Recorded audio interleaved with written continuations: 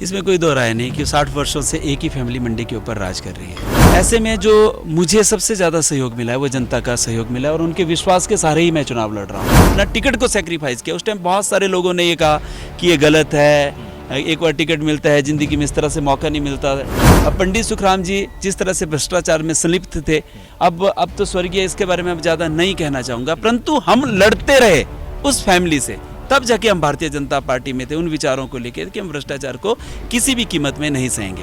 मुख्यमंत्री के ऊपर वो तंज कसते रहे, प्रधानमंत्री को गाहे बगाहे वो जिसको कहते हैं कि आप उनका मजाक उड़ाते रहे। आप विश्वास नहीं करेंगे, सुबह जब मैंने पार्टी को छोड़ा उससे सुबह तक मैं काम करता रहा और अब भी कोई काम दिया तो मैंने अब भी वो काम किया, परंतु उस चीज को उन्होंने स्वीकार नहीं किया। उनको यही लगता रहा कि वो बहुत बड़े नेता हैं। मेरी नाराजगी मुझे टिकट ना मिलने की तो बिल्कुल ही नहीं थी। जिन चीज़ों को मैं इतने 15 सालों से झेलता रहा हूँ, एक बार और झेल लेता है, क्या फ़र्क पड़ता है। जब भारतीय जनता पार्टी के इतने सारे लोग खड़े हो जाएंगे, आप कोई भी व्यक्ति कैसे कह सकता है कि नुकसान नहीं होगा।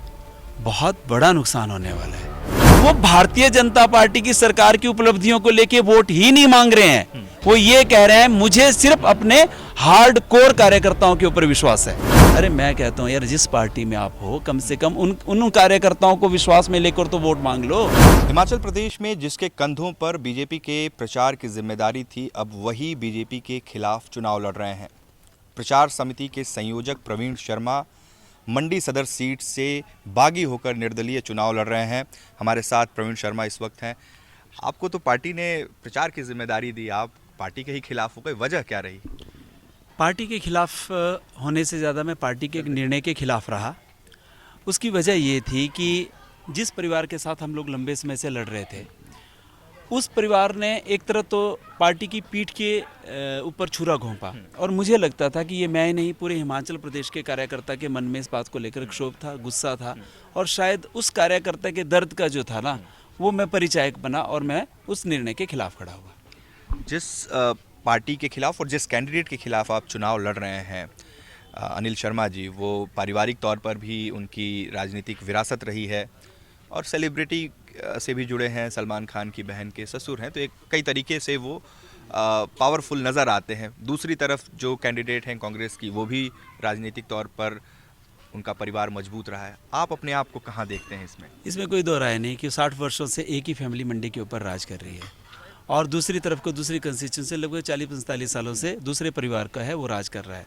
ऐसे में जो मुझे सबसे ज़्यादा सहयोग मिला है वो जनता का सहयोग मिला है और उनके विश्वास के सहारे ही मैं चुनाव लड़ रहा हूँ। धनबल के आगे ये कह सकता हूँ कि जनबल जो है इस चुनाव में जीतेगा और इस जनबल के सहारे मैं चुनाव लड़ रहा हूँ। अपना आप राजनीतिक जो आपका सफ़र रहा है, किस तरीके से आप अखिल भारतीय विद्यार्थी परिषद से जुड़े रहे लंबे समय तक, उसके बाद कैसे आप बीजेपी में शामिल हुए और कितने लंबे साल तक आपको टिकट के लिए इंतज़ार करना पड़ा, वो कहानी हमारे दर्शकों को आप बताइए। अखिल भारतीय विद्यार्थी परिषद तो 98 में जुड़ गया था। उसके बाद 2000 में मैंने वर्ष 2000 में अखिल भारतीय विद्यार्थी परिषद के बैनर के तले चुनाव भी लड़ा जनरल सेक्रेटरी का। उसके बाद हाईकोर्ट में प्रैक्टिस की, लगभग 7 वर्षों तक हाईकोर्ट की प्रैक्टिस के दौरान भी मैं अखिल भारतीय विद्यार्थी परिषद का काम करता रहा। छात्र दोष पत्रिका निकाली, उसका संपादक बना। शायद बीजेपी की उस दौरान मेरे ऊपर नज़र पड़ गई थी, तो बीजेपी के कुछ नेताओं ने चाहा कि मैं भारतीय जनता पार्टी को ज्वाइन करूं, तो अक्टूबर 2006 में मैंने भारतीय जनता पार्टी को ज्वाइन किया और 1 वर्ष तक अनथक मेहनत की और उस मेहनत की वजह से मुझे हाईकोर्ट की प्रैक्टिस भी मेरे से छूट गई, परंतु धीरे धीरे मैंने भारतीय जनता पार्टी में अपना स्थान बना लिया और नवंबर 2007 में मुझे भारतीय जनता पार्टी का टिकट मिला। 2007 में आपको पार्टी ने टिकट दिया, फिर क्या हुआ? पार्टी ने टिकट दिया और मैंने नॉमिनेशन भरा और नॉमिनेशन भरने के 2 दिन बाद एक अजीब सी डेवलपमेंट हुई कि कांग्रेस के एक बहुत बड़े नेता जो है तो वो भारतीय जनता पार्टी में आना चाहते थे, परंतु उनकी शर्त थी वो टिकट की शर्त पे आएंगे। अब सेक्रीफाइस तो किसी को करना ही था, पर मुझे लगता था कि जिस पार्टी ने मुझे इतना मान सम्मान दिया, मैं उस पार्टी के मान सम्मान को ध्यान में रख के मैंने अपना टिकट को सेक्रीफाइस किया। उस टाइम बहुत सारे लोगों ने ये कहा कि ये गलत है, एक बार टिकट मिलता है, ज़िंदगी में इस तरह से मौका नहीं मिलता है। तो मैंने इस टिकट को त्याग करते टाइम मेरे मन में एक बहुत बड़ा गर्व की बात थी कि नहीं, पार्टी माँ होती है, पार्टी के लिए हर तरह का त्याग करना चाहिए और मैंने उस त्याग को किया भी और परंतु दुर्भाग्यवश क्या हुआ कि वो कैंडिडेट भी जो कांग्रेस के कैंडिडेट थे वो भारतीय जनता पार्टी में आके जीत नहीं पाए। फिर से अगली बार उन्हीं को टिकट दिया, अगली बार वो बड़े मार्जिन से हारे। परंतु जब वर्ष 2017 आया तो ऐसे व्यक्ति को टिकट दे दिया जिसके खिलाफ हम लोग बचपन से लेकर बड़े होने जवानी तक लड़ते आ रहे थे, पंडित सुखराम जी की बेटे को। अब पंडित सुखराम जी जिस तरह से भ्रष्टाचार में संलिप्त थे, अब तो स्वर्गीय, इसके बारे में अब ज़्यादा नहीं कहना चाहूँगा, परंतु हम लड़ते रहे उस फैमिली से, तब जाके हम भारतीय जनता पार्टी में थे उन विचारों को लेकर कि हम भ्रष्टाचार को किसी भी कीमत में नहीं सहेंगे। बाद में क्या हुआ कि वो आए, हम लोगों ने उस निर्णय को भी स्वीकार किया, मंत्री बने क्योंकि नेता बड़े थे, 1.5 वर्षों तक मंत्री बने रहे। परंतु जब उनके बेटे की टिकट, अब बाद में वो अड़ गए कि अब मेरे बेटे को लोकसभा का टिकट दिया जाए, जब वर्ष 2019 का लोकसभा का चुनाव आया। अब पार्टी ने उनको समझाया कि एक परिवार से 2 लोगों को टिकट नहीं मिल सकता है, जब आप मंत्री है तो बेटे को नहीं मिल सकता है। तो उनके बेटे ने कांग्रेस में जाके जो है वो टिकट ले लिया। तो ऐसे में नेचुरली उनको रिजाइन देना था, परंतु उस चीज़ को उन्होंने स्वीकार नहीं किया। उनको यही लगता रहा कि वो बहुत बड़े नेता हैं, और उन्होंने क्या किया कि धीरे धीरे भारतीय जनता पार्टी के खिलाफ अपने मन का गुबार निकालना शुरू कर दिया। मुख्यमंत्री के ऊपर वो तंज कसते रहे, प्रधानमंत्री को गाहे बगाहे वो जिसको कहते हैं कि आप उनका मजाक उड़ाते रहे। भारतीय जनता पार्टी के कार्यकर्ता त्रस्त होकर रह गया, क्योंकि भारतीय जनता पार्टी के कार्यकर्ता ने तो उनको वोट दिया था, उनको एमएलए बनाया था। हमारे सारे काम रुक गए। विधानसभा के अंदर जो है 5 वर्षों तक मंडी की आवाज़ नहीं सुनाई दी, और मंडी जिस तरह से विकास के मामले में उनके रवैये की वजह से पिछड़ा। हम लोग तो 10 और 15 साल विकास के मामले में पीछे चले गए, ये उनकी वजह से हुआ। और मुझे इस बात का दुख है कि जब आपको भारतीय जनता पार्टी के कार्यकर्ताओं ने जिताया था, तब आप भारतीय जनता पार्टी को स्वीकार नहीं कर पाए, फिर आप आए क्यों वापस? लेकिन पार्टी ने तो उन्हें इस बार भी टिकट दिया है। मैं वही तो कह रहा हूँ। आप जैसे जो कार्यकर्ता हैं, आपको उन्होंने प्रचार समिति का संयोजक बनाया, आपको लगता है कि एक अच्छा पद मिला था आपको? नहीं, पद तो मेरे पास पहले से भी अच्छे रहे। आप विश्वास नहीं करेंगे, सुबह जब मैंने पार्टी को छोड़ा उससे सुबह तक मैं काम करता रहा, और अब भी कोई काम दिया तो मैंने अब भी वो काम किया। मतलब मुझे ये लगता है, मुझे काम करने से प्यार था, और मैं काम तो करूँगा ही करूँगा। परंतु वो जो निर्णय था, उस निर्णय के खिलाफ मैं पार्टी को पहले भी आगाह कर चुका था। मैं राष्ट्रीय अध्यक्ष जी को ईमेल कर चुका था, और उनसे रिक्वेस्ट की थी कि प्लीज़ आप मंडी में जिस मर्जी कार्यकर्ता को टिकट दे दीजिए, परंतु इस व्यक्ति को टिकट मत दीजिए। आपकी नाराजगी आपको टिकट न मिलने की थी, या फिर अनिल शर्मा को टिकट मिलने की थी? नहीं, मेरी नाराजगी मुझे टिकट ना मिलने की तो बिल्कुल ही नहीं थी। जिन चीज़ों को मैं इतने 15 सालों से झेलता आ रहा हूँ, एक बार और झेल लेता, क्या फ़र्क पड़ता। मेरी नाराज़गी थी गलत व्यक्ति को टिकट मत दो, ये व्यक्ति फिर चला जाएगा, फिर क्या करेंगे हम लोग। अब तो टिकट मिल चुका है। चंपा ठाकुर कांग्रेस के उम्मीदवार हैं, अनिल शर्मा बीजेपी के उम्मीदवार हैं, आप निर्दलीय लड़ रहे हैं, बीजेपी में लंबे समय तक आप रहे हैं। त्रिकोणीय मुकाबला मंडी सदर सीट पर नज़र आ रहा है। क्या आपको लगता है कि इसका फ़ायदा आपसे ज़्यादा बाकी जो दोनों पार्टियां हैं उनके किसी उम्मीदवार को मिल जाए? नहीं, अगर त्रिकोणीय मुकाबला है तो निश्चित रूप से जनता ही जीतने वाली है। जिसके पक्ष में जनता होगी वो जीतेगी, और मुझे पूरा विश्वास है कि इस बार जनता मेरे पक्ष में है। उन्हें दोनों को कोई फ़ायदा होने वाला नहीं है, क्योंकि जनता खिलाफ है परिवारवाद के, और दोनों कैंडिडेट परिवारवाद से ही आते हैं, दोनों वंशवाद के प्रतीक हैं यहाँ मंडी में। तो जनता उनके पक्ष में नहीं होने वाली है। मंडी की जनता वंशवाद के पूरी तरह से खिलाफ है। बहुत सारे बागी हमें नज़र आ रहे हैं, चाहे बीजेपी हो या कांग्रेस हो। हालांकि कहा यह जा रहा है कि कांग्रेस ने अपने ज़्यादातर बागियों को मना लिया है, बीजेपी उस स्तर तक बागियों को नहीं मना पाई। आप उनमें से एक हैं। क्या इसका नुकसान भारतीय जनता पार्टी को इस चुनाव में होने जा रहा है? निश्चित रूप से। जब भारतीय जनता पार्टी के इतने सारे लोग खड़े हो जाएंगे, आप कोई भी व्यक्ति कैसे कह सकता है कि नुकसान नहीं होगा?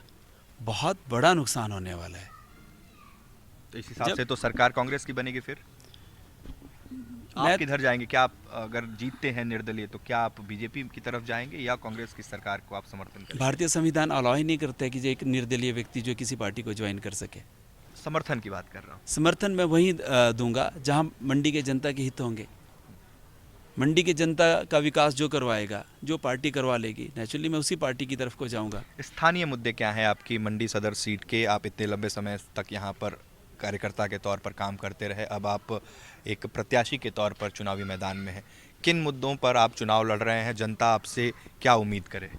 पिछले 25 वर्षों से 20 वर्ष ये और 5 वर्ष पहले वर्तमान विधायक ही विधायक हैं, तो एक स्टेग्नेशन जिसको बोलते हैं ना, एक रुकावट जैसे मंडी के विकास में आ गई है। मंडी जो थी वो हिमाचल प्रदेश की सांस्कृतिक राजधानी कही जाती थी, पर पिछले 20 वर्षों से सांस्कृतिक राजधानी के नाम पे न यहाँ कवि गोष्ठी हुई है, न नाटक होता है, न गीत संगीत के कार्यक्रम हो रहे हैं। मतलब विधायक जो हो रहे हैं वो व्यक्तियों के व्यक्तिगत प्रयास हैं। विधायक की इन सारी विधाओं को या इन सारी कलाओं को बाहर लाने के लिए कोई प्रयास ही नहीं है। तो सबसे पहले तो मैं कहता हूँ कि जो सांस्कृतिक राजधानी थी उसको किसी न उसका जो वैभव था, एक तो हम सबसे पहले उसको वापस लेके आएंगे। दूसरा जो सबसे बड़ा मुद्दा था, जो विधायक होते हैं वो अपनी कंस्टिट्यूंसी की जनता की आवाज़ होते हैं।